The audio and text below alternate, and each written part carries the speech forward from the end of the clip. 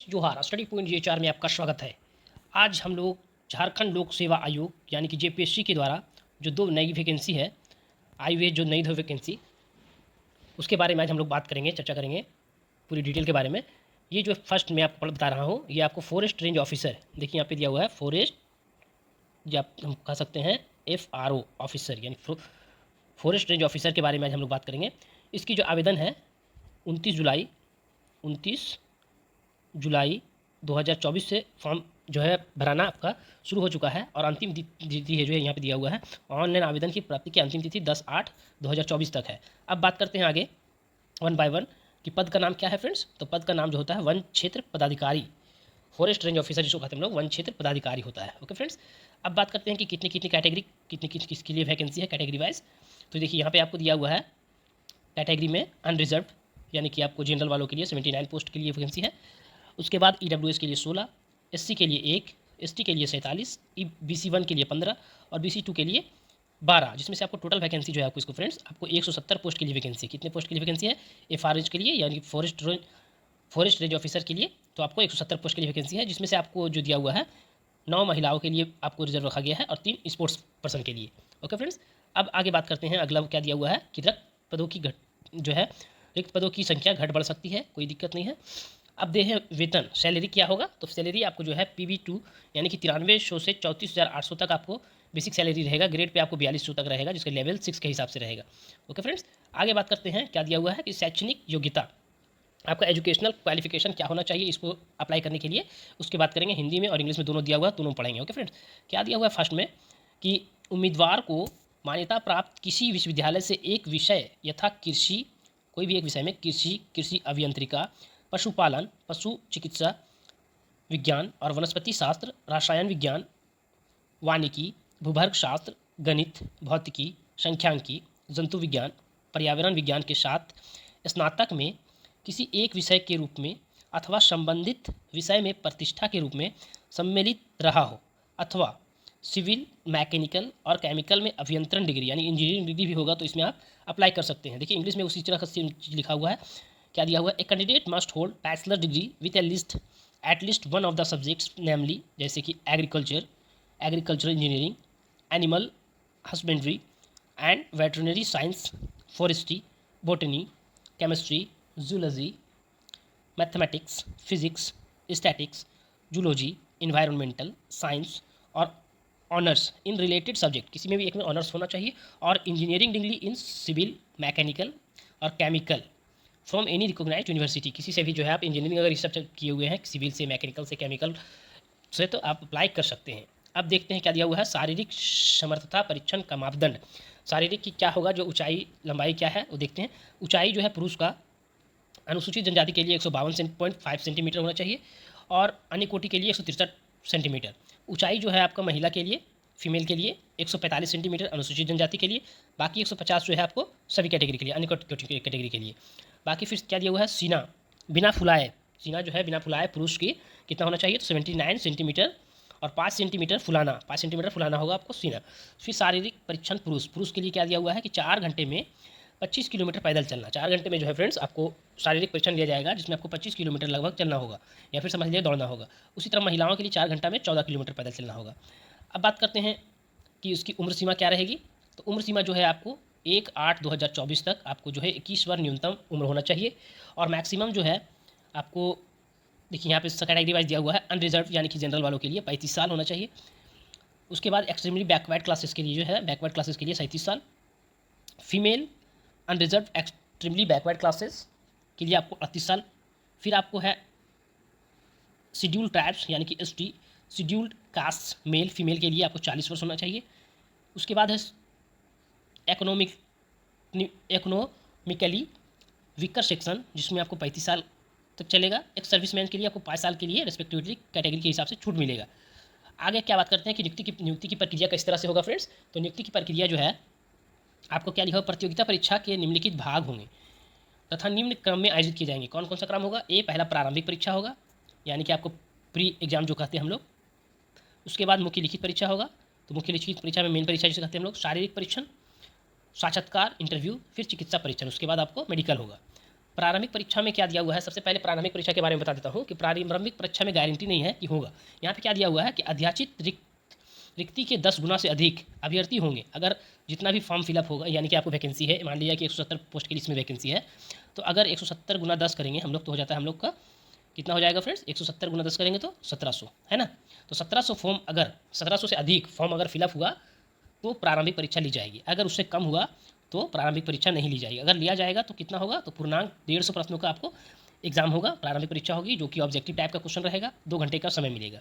Okay friends, आगे बात करते हैं प्रारंभिक परीक्षा में क्या क्या पूछे जाएंगे। तो देखिए यहाँ पे दिया हुआ है, प्रारंभिक परीक्षा हेतु सामान्य अध्ययन का पाठ्यक्रम होगा, जो कि ऑब्जेक्टिव क्वेश्चन रहेगा, और एक प्रश्न जो है 1 अंकों का होगा, प्रत्येक प्रश्न जो है 1 अंकों का होगा। तो इसमें सब्जेक्ट क्या रहेगा, तो आपको जो है भारतीय इतिहास और राष्ट्रीय आंदोलन से 20 प्रश्न रहेंगे।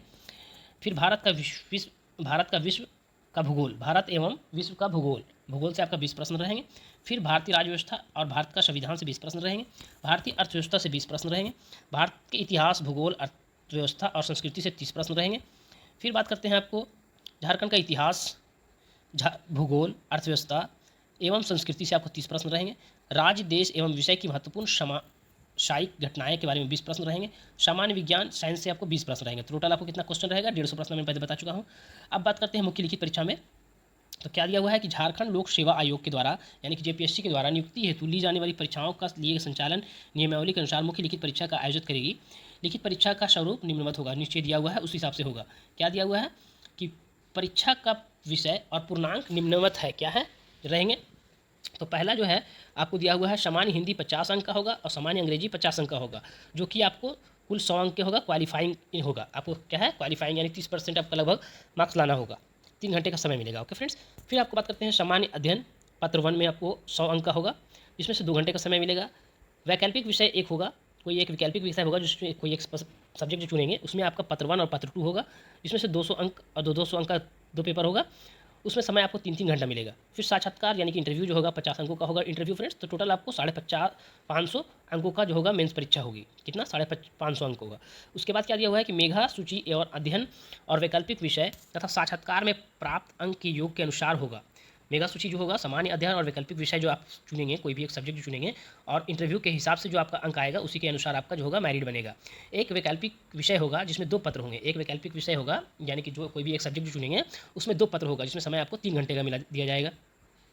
आगे बात करते हैं मुख्य लिखित परीक्षा का निम्नलिखित विषय, कौन कौन सा सब्जेक्ट आपको जो है आपको मेन परीक्षा में रहेंगे। वो क्या दिया हुआ है कि भाषा को छोड़कर, क्या है कि भाषा को छोड़कर सभी विषयों के उत्तर हिंदी और अंग्रेजी में दिए जा सकते हैं, यानी कि भाषा का जो हिंदी और इंग्लिश को छोड़कर सभी जो है आपको क्वेश्चन इंग्लिश और हिंदी में दिए जाएंगे। उसके बाद दिया हुआ है प्रत्येक विषय के अंक उसके सामने दर्शाए गए हैं। ओके, आगे क्या है, अनिवार्य कि सामान्य अध्ययन का पाठ्यक्रम निम्नवत होगा तथा विषय निश्चित सब्जेक्टिव प्रकृति की होगी। जो आपका मेंस एग्जाम होगा वो सब्जेक्टिव टाइप का होगा, उसमें क्या क्या सब्जेक्ट रहेंगे, क्या क्या जो है आपका टॉपिक रहेगा वो बता रहा है कि 100 प्रश्न का होगा, 100 अंकों का होगा। भारतीय इतिहास और भारतीय राष्ट्रीय आंदोलन पहला, दूसरा है भारत एवं विश्व का भूगोल, फिर तीसरा है भारतीय राज्य व्यवस्था और अर्थव्यवस्था, फिर है झारखंड का इतिहास, भूगोल, अर्थव्यवस्था और संस्कृति, राज्य, देश एवं विश्व की महत्वपूर्ण समस्या यानी घटनाएं और सामान्य विज्ञान। आपको इसमें से क्या होगा, 100 प्रश्न आएंगे। फिर उसके बाद है क्या, हिंदी और अंग्रेजी से आपको 50-50 प्रश्न आएंगे, यानी कि टोटल आपको 100 प्रश्न होंगे। फिर आपको बात करते हैं हिंदी में क्या क्या पूछा जाएगा। तो हिंदी में आपको निबंध आएगा 20, उसके बाद आपको संक्षेपण 10 और व्याकरण 10 अंकों का होगा। फिर आप करते हैं इंग्लिश की बात करते हैं, तो इंग्लिश में ऐसे आपको 10 अंकों का होगा, कंप्रहेंशन 20 अंकों का होगा और ग्रामर 20 अंकों का होगा, या फिर 20 प्रश्न होंगे। ओके फ्रेंड्स, 20 प्रश्न का होंगे। आगे बात करते हैं कि मुख्य लिखित परीक्षा का सामान्य हिंदी और सामान्य अंग्रेजी पत्र क्वालिफाइंग प्रकृति का होगा, जिसकी हर्तांक 30 होगा, 30% जो होगा आपको लाना होगा। सामान्य हिंदी और सामान्य अंग्रेजी के पत्र क्वालिफाइंग होंगे। किसी पत्र में 30 अंक समेकित रूप से 30 अंक या उससे अधिक अंक प्राप्त करने में अभ्यर्थी क्वालिफाइंग माने जाएंगे। यानी कि अगर आप इंग्लिश और हिंदी जो 2 सब्जेक्ट रखे हैं आपका लैंग्वेज पेपर, उसमें से किसी से भी आप अगर 30 अंक ले आते हैं तो आप जो है 30% ले आते हैं तो आप पास हो जाएंगे। अगर दोनों मिला के भी लाते हैं तो भी पास हो जाएंगे, अगर उससे ज़्यादा भी लाते हैं तो आप पास कहे जाएंगे। इसके लिखित परीक्षा के कुल प्राप्तांक में नहीं जोड़ा जाएगा। ये जो होगा यानी कि लैंग्वेज पेपर का जो होगा वो आपको लिखित परीक्षा में नहीं जोड़ा जाएगा। आगे बात करते हैं फ्रेंड्स कि प्रत्येक पत्र 200 अंकों का होगा। ऐच्छिक विषयों की सूची, प्रत्येक पत्र जो होगा वो 200 अंकों का होगा, जो कि ऐच्छिक विषय होगा, एक सब्जेक्ट इसमें से चुनना होगा। जैसे कि कृषि अभियंत्रिका, पशुपालन एवं पशु चिकित्सा विज्ञान, वनस्पति शास्त्र, रसायन शास्त्र, रासायनिक अभियंत्रण और यांत्रिकी अभियंत्रण रासायनिक अभियंत्रण, उसके बाद वानिकी, भूभर्ग शास्त्र और गणित। इसके अलावा क्या दिया हुआ है, भौतिकी, संख्यांकी, जीव विज्ञान और पर्यावरण विज्ञान। इसमें से कोई एक सब्जेक्ट आपको चुनना होगा जो कि आपको 200 अंकों का होगा। उसके बाद यहाँ पे क्या दिया हुआ है फ्रेंड्स कि प्रारंभिक और मुख्य लिखित परीक्षा सामान्य हिंदी और अंग्रेजी को छोड़कर में कोटिवार न्यूनतम अंक होगा। सब जो आपका हिंदी और इंग्लिश है उसको छोड़कर आपको कम से कम कितना अंक लाना होगा, तो ये दिया हुआ है। अनारक्षित के लिए 40%, यानी कि जनरल वालों के लिए। पिछड़ा वर्ग अनुसूची 2 के लिए 36.5, अत्यंत पिछड़ा वर्ग अनुसूची 1 के लिए 34%, अनुसूचित जाति जनजाति एवं महिला वर्ग के लिए 32%, आदिम जनजाति के लिए 30% और आर्थिक रूप से कमज़ोर, जिसको हम लोग EWS कहेंगे, उसको 40% लाना अनिवार्य होगा। अब बात करते हैं फ्रेंड्स कि साक्षात्कार। तो साक्षात्कार जो होगा वो 50 अंकों का होगा, पहले ही बता चुका हूँ। आयोग द्वारा साक्षात्कार बोर्ड के गठन किया जाएगा। साक्षात्कार प्रक्रिया आयोग द्वारा प्रचलित पद्धति के अनुरूप ली जाएगी। साक्षात्कार की उपस्थिति होना अनिवार्य होगा। साक्षात्कार न्यूनतम अर्हतांक लागू नहीं होगा। इसमें कोई ये नहीं है कि आप कितना कम ला सकते हैं या ज़्यादा ला सकते हैं। जितना आप ज़्यादा लाएंगे आपके लिए फ़ायदा होगा, क्योंकि ये आपको मेघा सूची में जोड़ा जाएगा। अब बात करते हैं शारीरिक प्रशिक्षण, जो आपको दौड़ वगैरह होगा उसके बारे में बात करते हैं। क्या दिया हुआ है कि मुख्य लिखित परीक्षा में सफल पाए जाने वाले उम्मीदवारों को के लिए आयोग द्वारा शारीरिक परीक्षण आयोजित किया जाएगा। अगर आप एग्जाम पास होते हैं तो ही आपको शारीरिक परीक्षण दिया जाएगा, अन्यथा नहीं ली जाएगी। यदि कोई उम्मीदवार शारीरिक समर्था परीक्षण में असफल होता है तो उसे केवल लिखित परीक्षा में प्राप्त अंकों के आधार पर नियुक्ति हेतु अनुशंसित नहीं किया जाएगा। अगर आप इसमें फेल हो जाते हैं, क्या बोल रहा है कि यदि कोई उम्मीदवार शारीरिक अर्हता परीक्षण में असफल होता है, यानी कि असफल होगा तो आपको लिखित के रूप में आपको अनुशंसित नहीं किया जाएगा। आगे क्या दिया हुआ है फ्रेंड्स कि मुख्य लिखित परीक्षा में सफल पाए जाने वाले उम्मीदवारों के चिकित्सा प्रतिवेदन, उम्मीदवार के कथन और घोषणा पत्र जमा करना होगा। क्या हुआ है कि मुख्य लिखित परीक्षा में सफल पाए जाने वाले, सफल जो होंगे, और चिकित्सा प्रतिवेदन के लिए आपको जो है आवेदन पत्र कुछ जमा करना पड़ेगा, उद्घोषणा पत्र जमा करना होगा, जो कि आयोग के वेबसाइट पर उपलब्ध होगा। इसके वेबसाइट पर www.jbsc.government.pa होगा।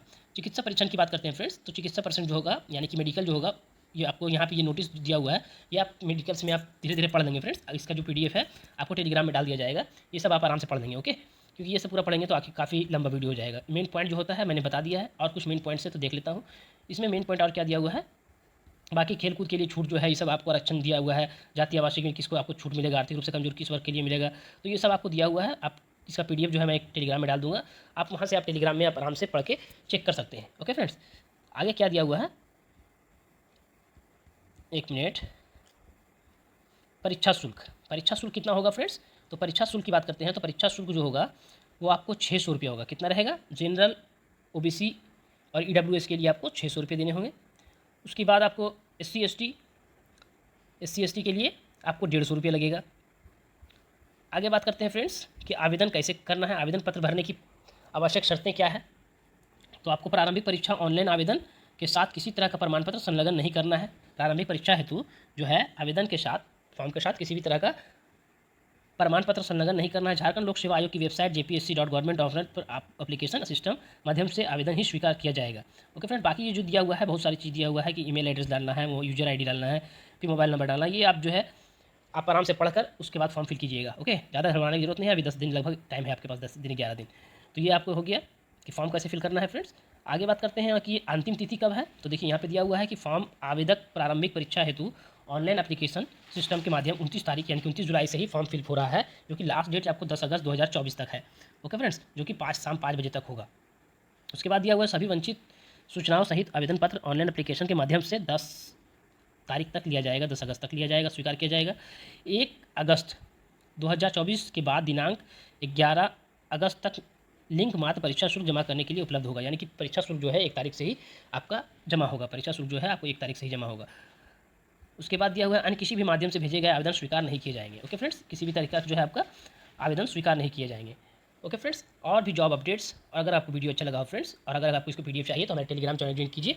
और अगर आपको वीडियो अच्छा लगा हो और इस तरह की जॉब अपडेट्स पाने के लिए हमारे चैनल को सब्सक्राइब करें, लाइक करें, कमेंट करें। Thank you friends.